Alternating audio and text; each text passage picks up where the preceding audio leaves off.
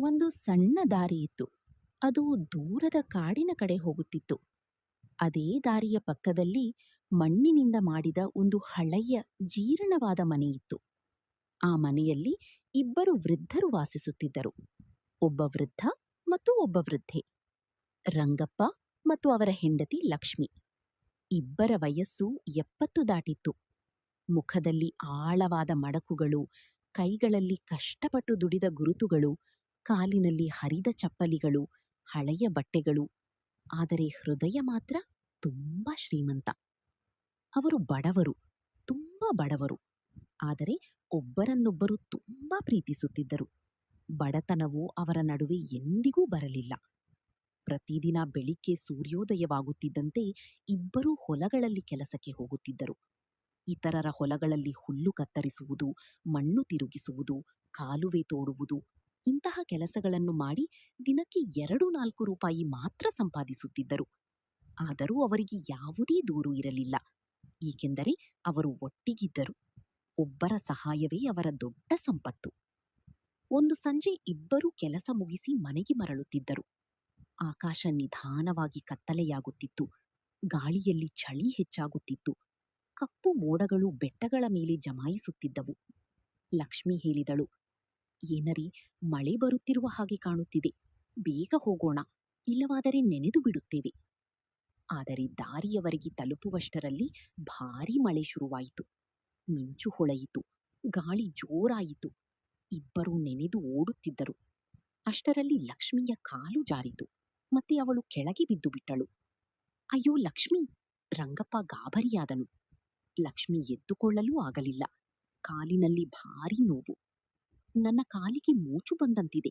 ಅವಳ ಧ್ವನಿ ನಡುಗುತ್ತಿತ್ತು. ರಂಗಪ್ಪ ಹೇಗೋ ಅವರನ್ನು ಎತ್ತಿಕೊಂಡು ಮಳೆಯಲ್ಲಿ ನೆನೆದುಕೊಳ್ಳುತ್ತಾ ಬೆನ್ನಿನ ಮೇಲೆ ಹೊತ್ತು ಮನೆಗೆ ತಂದನು.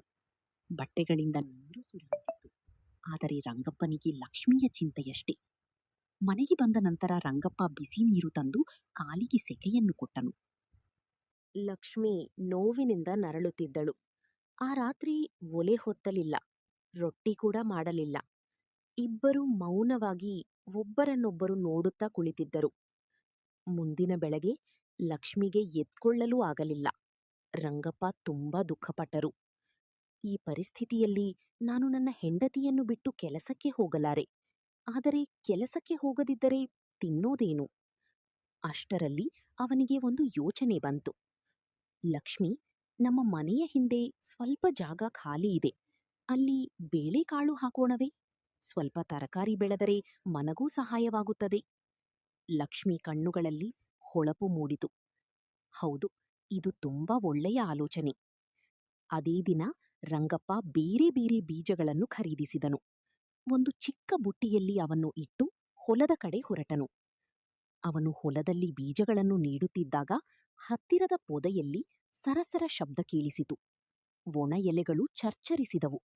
ಅಲ್ಲಿ ಹಳದಿ ಕಣ್ಣುಗಳಿದ್ದ ಒಂದು ಕುತಂತ್ರಿ ನರಿ ಹೊರಬಂದಿತು. ಓ ಕಾಕ, ಏನ್ ಮಾಡ್ತಿದ್ದೀರಾ ಎಂದು ನರಿ ಕುತಂತ್ರದ ನಗೆಯೊಂದಿಗೆ ಕೇಳಿತು. ರಂಗಪ್ಪ ಹೇಳಿದ, ಬೇಳೆಕಾಳುಗಳನ್ನು ಹಾಕುತ್ತಿದ್ದೇನೆ. ನರಿ ನಕ್ಕಿತು. ಹೀಗೆ ನೆಟ್ಟರೆ ತುಂಬಾ ತಡವಾಗಿ ಬೆಳೆಯುತ್ತದೆ. ಮೊದಲು ಅವನ್ನು ಕುದಿಸಿ ನಂತರ ಹೊಲದಲ್ಲಿ ನೆಟ್ಟರೆ ಒಂದು ರಾತ್ರಿಯೊಳಗೆ ಹೊಲ ತುಂಬಿ ಹೋಗುತ್ತದೆ.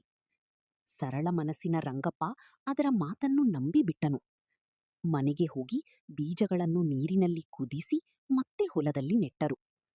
ಮುಂದಿನ ಬೆಳಗ್ಗೆ ಇಬ್ಬರೂ ಸಂತೋಷದಿಂದ ಹೊಲದ ಕಡೆ ಓಡಿದರು. ಆದರೆ ಅಲ್ಲಿ ತಲುಪಿದ ಕೂಡಲೇ ಅವರ ಹೃದಯ ಕುಸಿದು ಹೋಯಿತು. ಸಂಪೂರ್ಣ ಹೊಲ ಅಗೆದು ಹಾಕಲಾಗಿತ್ತು. ಒಂದು ಬೀಜವೂ ಉಳಿದಿರಲಿಲ್ಲ. ಎಲ್ಲ ತಿನ್ನಲ್ಪಟ್ಟಿತ್ತು. ಅವರಿಗೆ ತಕ್ಷಣ ಅರ್ಥವಾಯಿತು.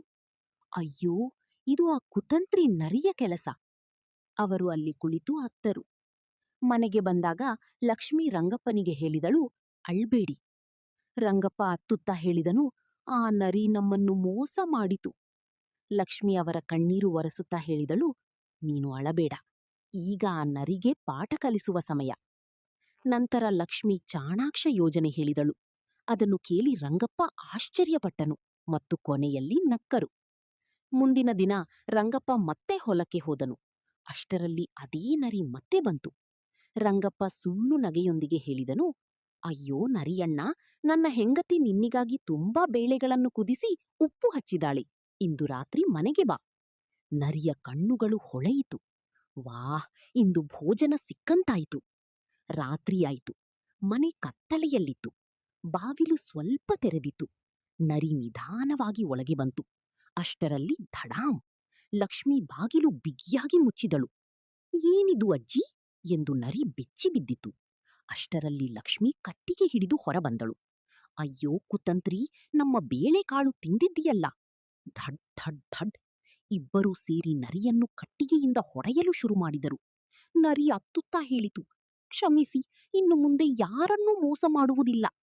ಕೊನೆಗೆ ಲಕ್ಷ್ಮಿ ಹೇಳಿದಳು, ಹೋಗು, ಆದರೆ ನೆನಪಿಟ್ಟುಕೋ, ಬಡವರ ಪರಿಶ್ರಮ ಕದಿಯುವವನಿಗೆ ಇದೇ ಶಿಕ್ಷೆ. ನರಿ ಬಾಲ ಮುಚ್ಚಿಕೊಂಡು ಓಡಿಹೋಯಿತು. ಆ ದಿನದ ನಂತರ ಅದು ಆ ಊರಿನಲ್ಲಿ ಮತ್ತೆ ಕಾಣಿಸಲಿಲ್ಲ. ನಂತರ ರಂಗಪ್ಪ ಮತ್ತು ಲಕ್ಷ್ಮಿ ಮತ್ತೆ ಬೆಳೆ ಬೆಳೆದರು. ನಿಧಾನವಾಗಿ ಅವರ ಮನೆ ಮತ್ತೆ ಸಂತೋಷದಿಂದ ತುಂಬಿತು. ಪರಿಶ್ರಮ, ಪ್ರೀತಿ ಮತ್ತು ಒಟ್ಟಿಗಿರುವ ಶಕ್ತಿಯಿಂದ ಅವರು ಮತ್ತೆ ಸುಖವಾಗಿ ಬದುಕಲು ಆರಂಭಿಸಿದರು. ಫ್ರೆಂಡ್ಸ್, ನಿಮಗೆ ಈ ಕಥೆ ಹೇಗೆ ಅನಿಸಿತು ಅನ್ನೋದನ್ನ ಕಮೆಂಟ್ನಲ್ಲಿ ತಪ್ಪದೇ ತಿಳಿಸಿ. ವಿಡಿಯೋಗೆ ಲೈಕ್ ಮತ್ತು ಸಬ್ಸ್ಕ್ರೈಬ್ ಮಾಡೋದನ್ನ ಮರೆತಬೇಡಿ. ಮತ್ತೆ ಮುಂದಿನ ಕಥೆಯಲ್ಲಿ ಭೇಟಿಯಾಗೋಣ. ಧನ್ಯವಾದಗಳು ಸ್ನೇಹಿತರೆ.